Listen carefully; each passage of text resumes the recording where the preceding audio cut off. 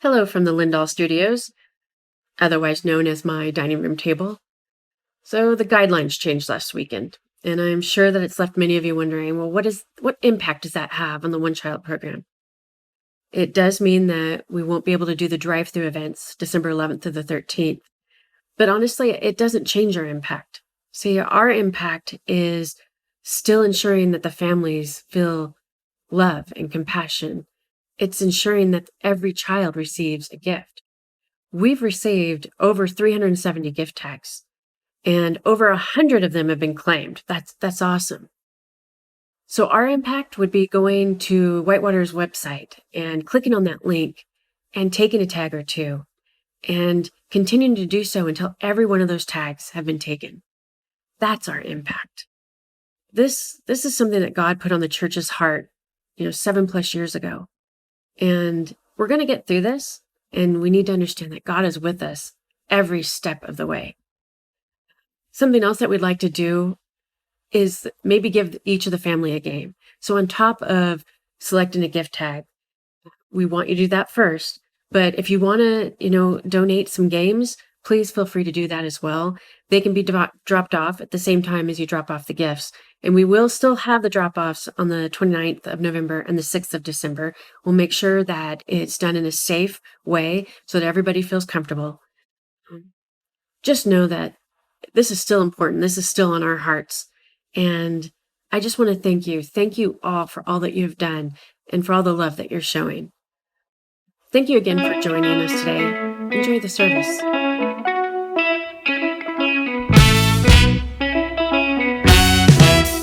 There were walls between us. By the cross you came and broke them down. You broke them down. There were chains around us. By your grace we are no longer bound. No longer bound. Call me out of the grave. You called me into the light. You called my name and then my heart came alive. Hey! Your love is greater. Your love is stronger. Your love awakens, awakens, awakens me. Your love is greater. Your love is stronger. Your love awakens, awakens, awakens me.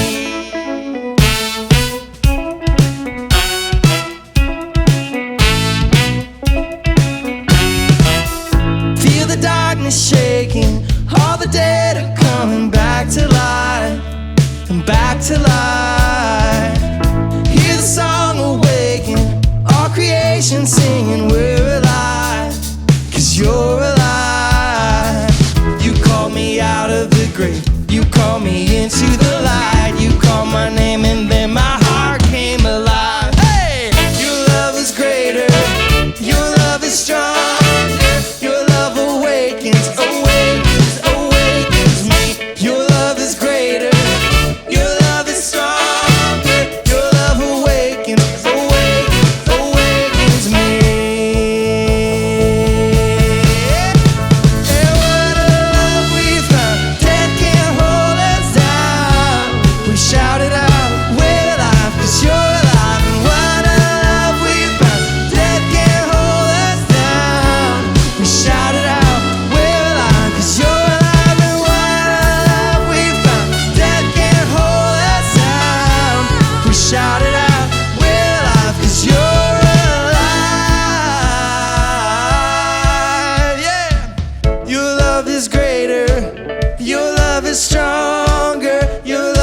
awakens, awakens, awakens me. Your love is greater, your love is stronger. Your love awakens, awakens, awakens me.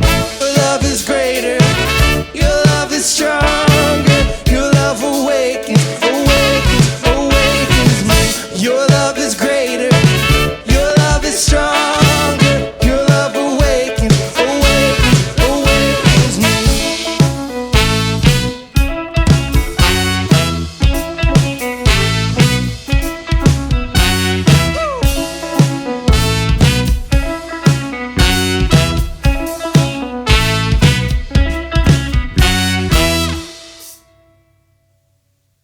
Hey, Whitewater friends and family.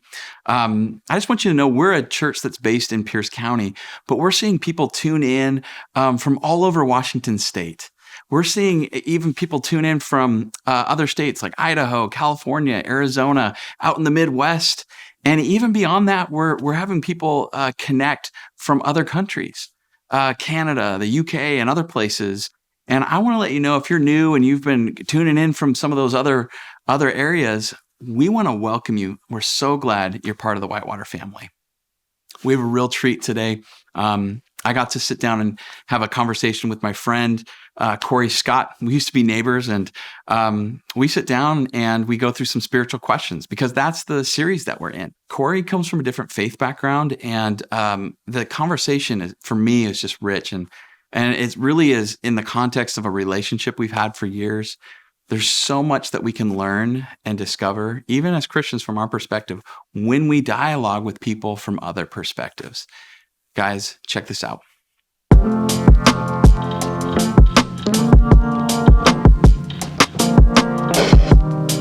This is my friend and former neighbor, Corey Scott. And Corey, thank you for being with us. Thanks for having me. Yeah, we appreciate it. Corey and I come from different backgrounds and different perspectives, and we met as neighbors. I remember when your little boy, Cooper, would run over and knock on the door and be like, "Can Novella play?"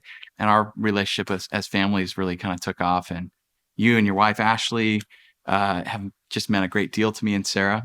And but you come from a background, I'm a pastor's kid, and I've been a Christian for a while, and you come from a very different background and, set of beliefs.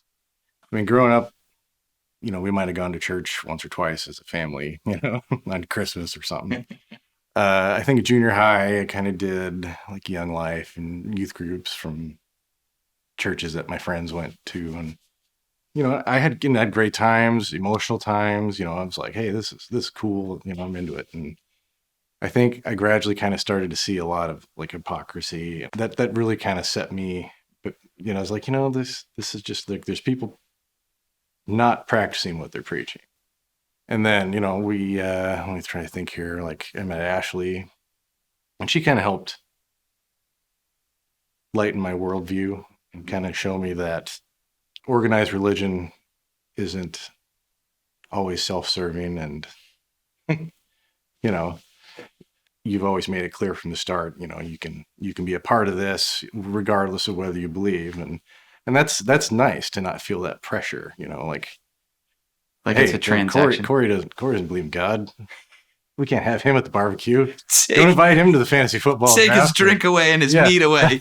Kick him out of the party. So it's nice to be at the functions and feel like you're still part of the family, Right. So your belief or non-belief in God or spirituality, wherever that might be, doesn't affect our friendship. Right. And I don't feel like that affects the way you see our friendship.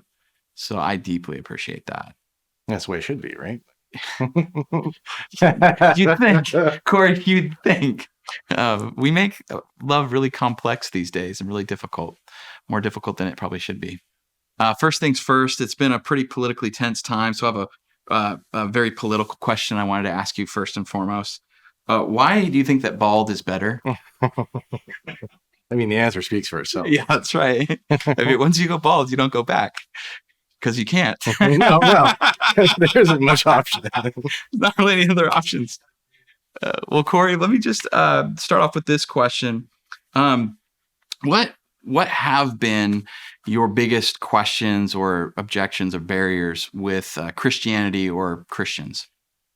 the Bible as truth. I think that's probably a pretty common barrier for most people. Like I always kind of say, like, that's your truth, not my truth.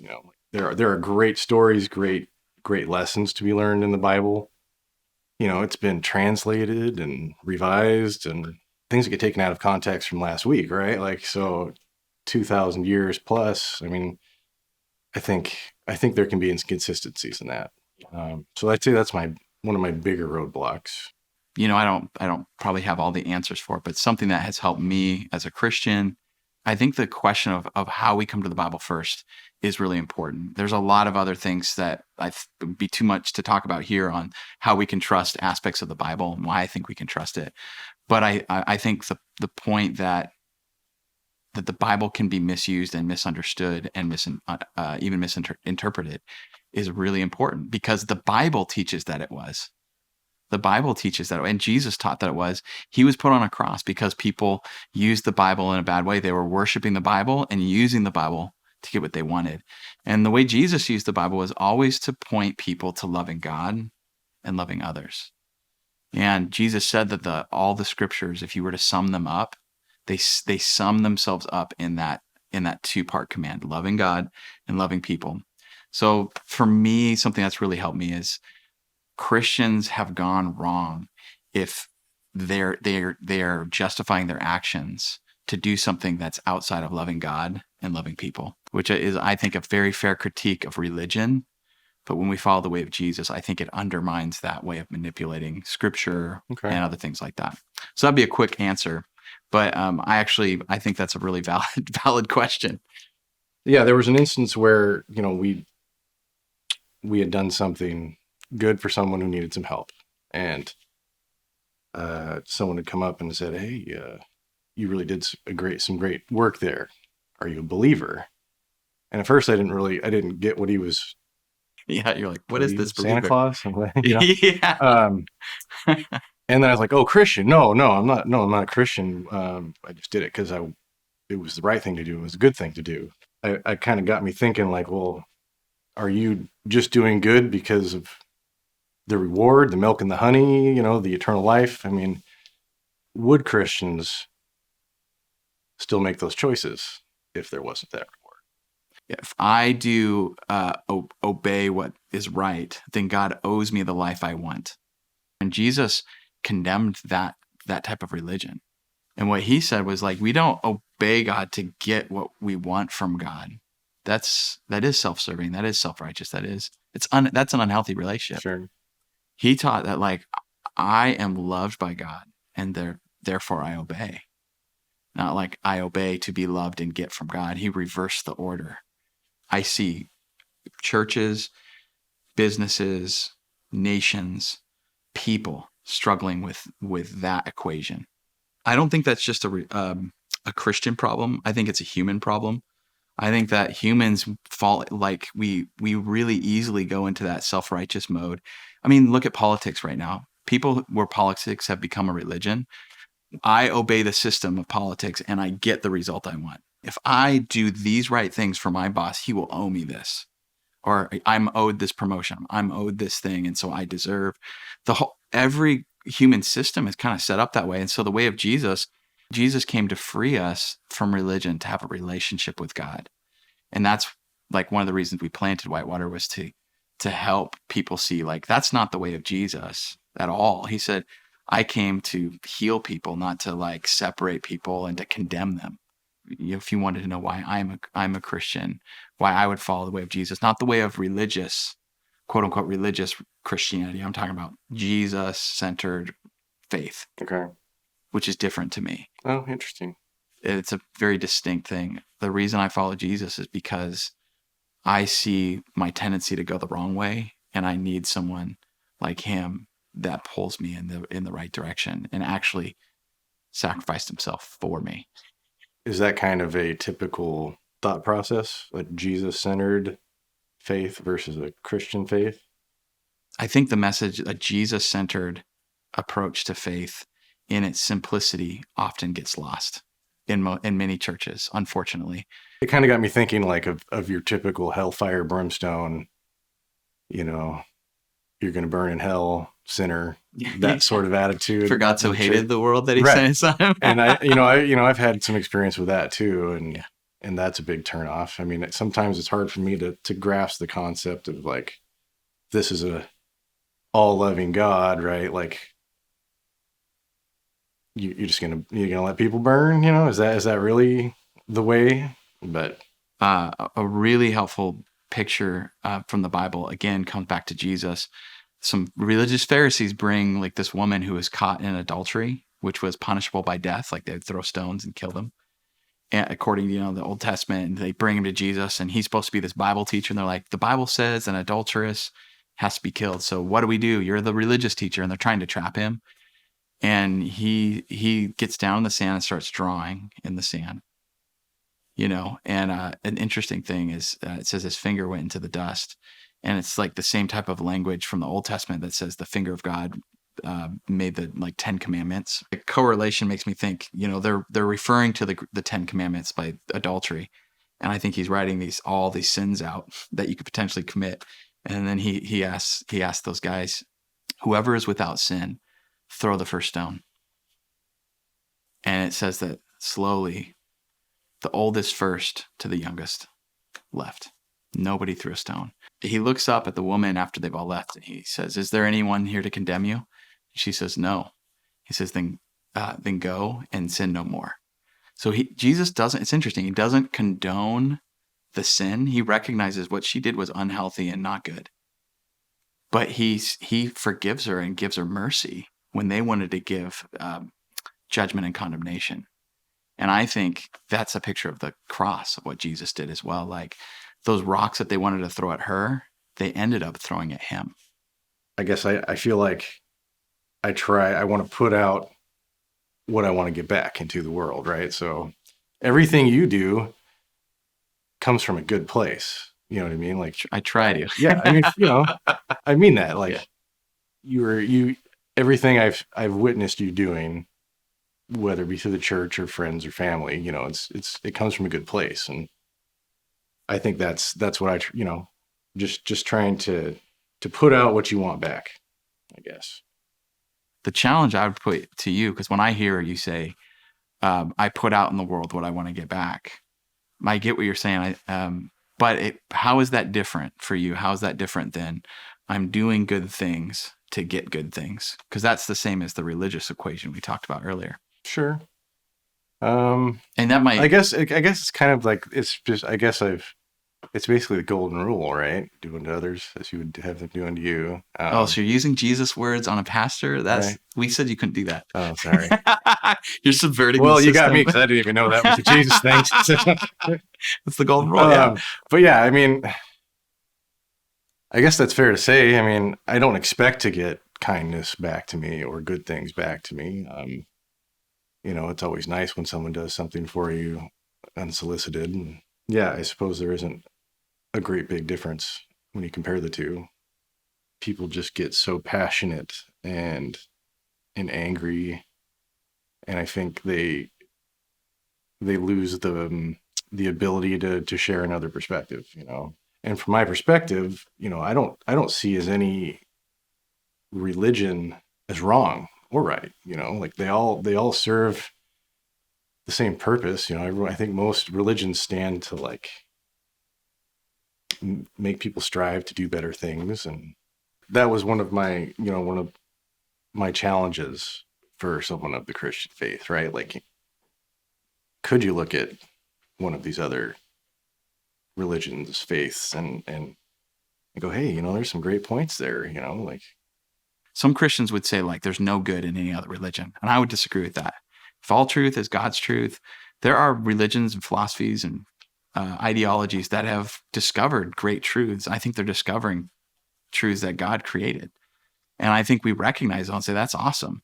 But ultimately, many times those philosophies, ideologies, or even other faiths don't recognize the same source or the ultimate source, which for me is God the Father.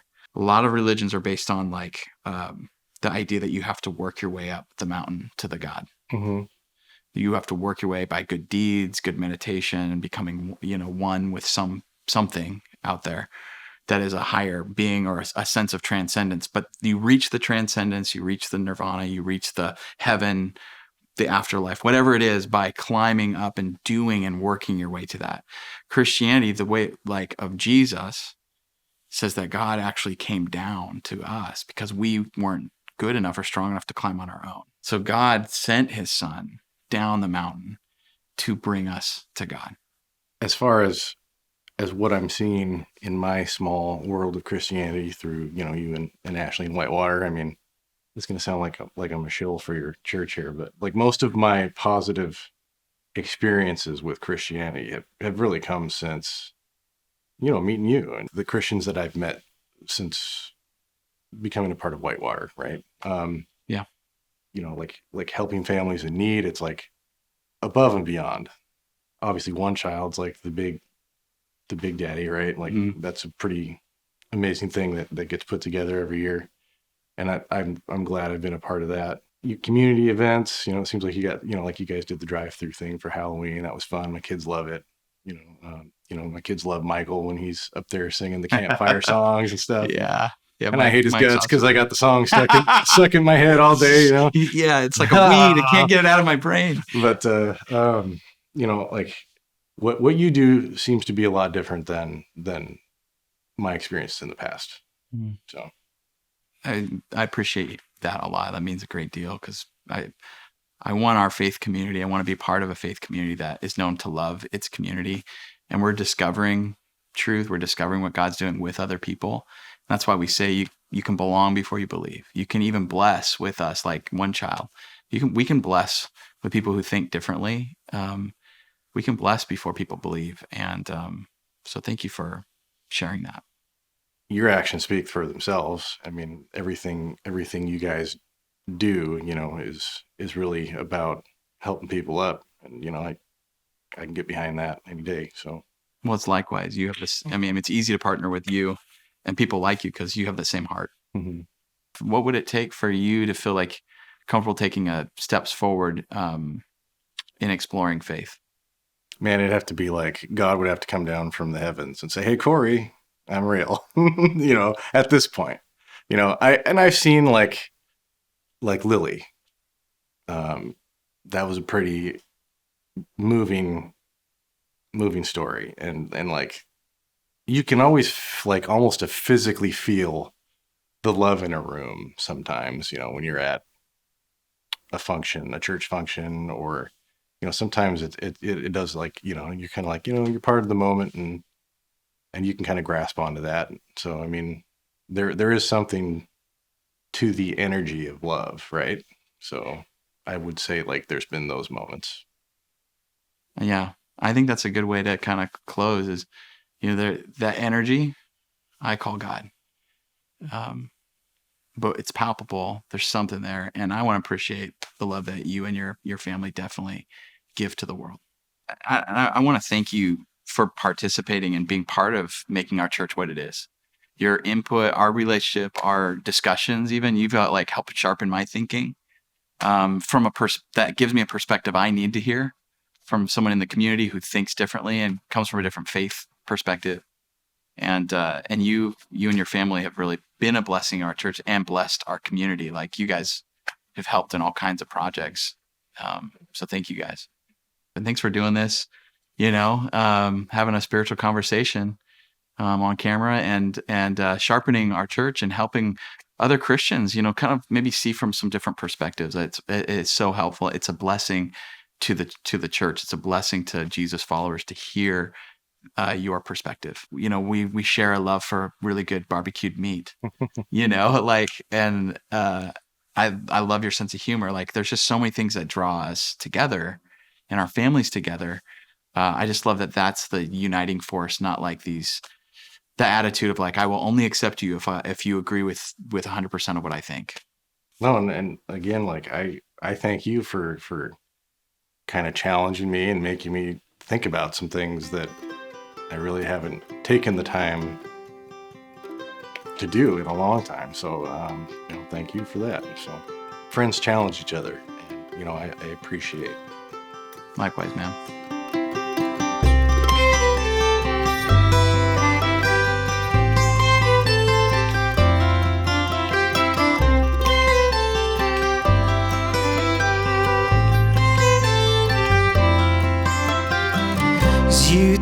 take the humble and lift them high. You take the weak and make them strong. You heal our brokenness inside and give us life. Same love that set the captives free, same love that opened eyes to see. He's calling us all by name.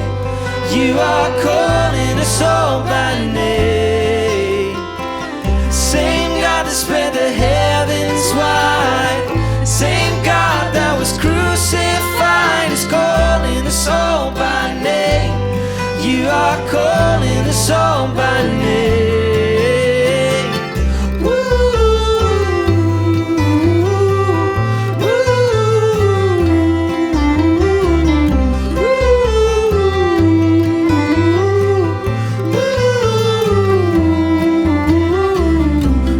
Take the faithless one aside and speak the words, you are mine. You call the cynic and the proud, come to me now. Same love that set the captives free, same love that opened eyes to see is calling us all by name.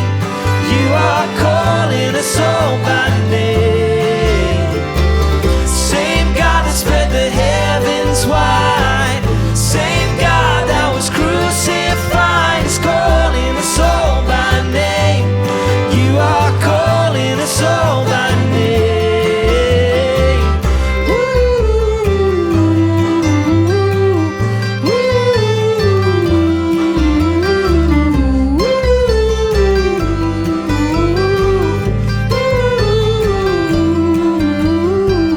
You're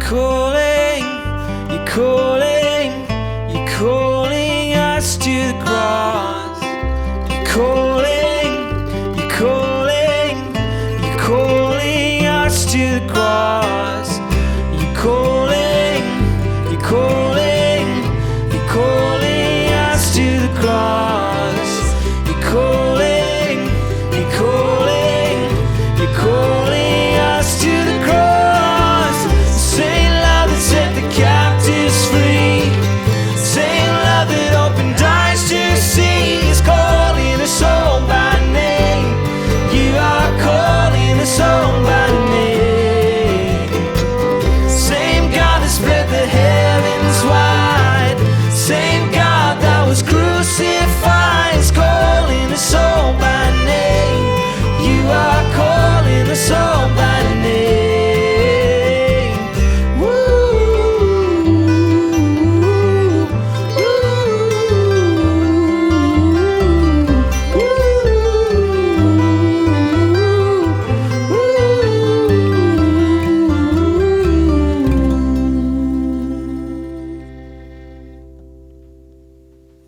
Hey, Whitewater friends and family, I want to take a moment to thank you. This year in 2020 has been a challenging year, but in the midst of the challenge, you as a church have been a hope and light to our communities. And I want to thank you for that. Thank you for giving of your time, your talent, and your treasure. Your generosity has enabled us to impact so many lives with the gospel of Jesus Christ. We've been able to share and show God's love in some incredible ways. We've been able to partner with food banks to help feed our community. Nonprofit organizations like Backpack Kids that resources families. The foster care system through Olive Crest and the One Child Project. We have a drive and drop-off team that has been serving our community since COVID started. We've also been able to help with the COVID relief fund, help families that have been knocked down financially in this time. And the fire relief efforts, we've been able to help families because of your generosity. Together with your generosity and service, we've been able to prepare our new property to be a resource to our community for years to come. As you give faithfully, the world is changed for the glory of God. The gospel is preached, lives are touched, people are fed, bodies are healed, and churches are built, and communities are transformed. And you, in turn, are blessed by God so that you can be a blessing to others. We can't do what we're doing without partners like you. If you're watching this right now, it's because we have generous donors who have partnered so that we can create services like this and so that we can serve our community.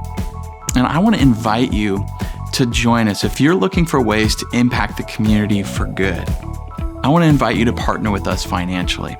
If you're ready to take that step of financial partnership, there's 2 ways to do that. You can just mail us a check, or you can go find us online at whitewaterchurch.org and click on our give page, and you can give there. I hope you enjoyed today's spiritual conversation. And if it's been helpful for you, I want to encourage you to invite someone else that this conversation around spiritual questions would help them move forward and encourage them. So who could you invite to be part of this? Just share our link with them. The second thing is this question: who has God put in your life that you could have a spiritual conversation with that comes from a different perspective?